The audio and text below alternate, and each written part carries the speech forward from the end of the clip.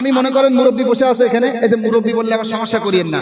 কদিন ফেসবুকে খুব বেশি বেশি ভাইরাল হয়েছিল মুরব্বী মুরব্বী আছে না নেই বলেন?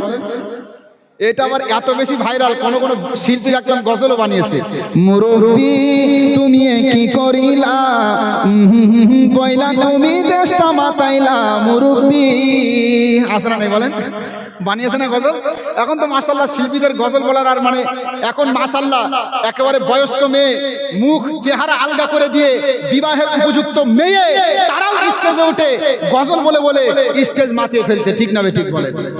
এগুলো আমাদের এই একবিংশ শতাব্দীতে দেখতে হচ্ছে। যাই হোক, মনে করেন মুরব্বী, আমি মুরব্বীকে বললাম মুরব্বী যদি আপনি আমার এই কাজটা করে দেন তবে আমি আপনার ওই কাজটা করে দেব। তার মানে মুরব্বীর প্রতি আমার কি নেই বলেন? বিশ্বাস নেই।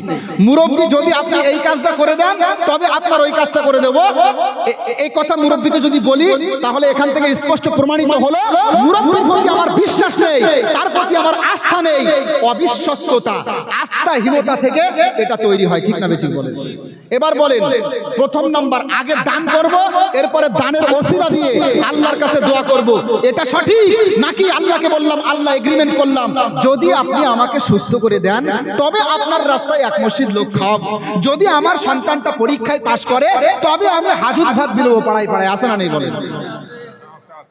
সমাজে কোনটা, দ্বিতীয়টা না প্রথমটা? দ্বিতীয়টা, মানে প্রথমটা সঠিক, কিন্তু আমাদের সমাজে কোনটা চলে বলেন? সহিহ বুখারী কিতাবুল আইমানি ওয়ান নুজুর নাহান নবী সাল্লাল্লাহু আলাইহি ওয়াসাল্লাম আনিন নাজরি ওয়া ক্বালা ইন্নাহু লা ইয়ারুদ্দু শাইআন ওয়া ইন্নামা ইস্তাখরাজু বিহি মিনাল বাখিল আও কামা ক্বালা আলাইহিস সালাম।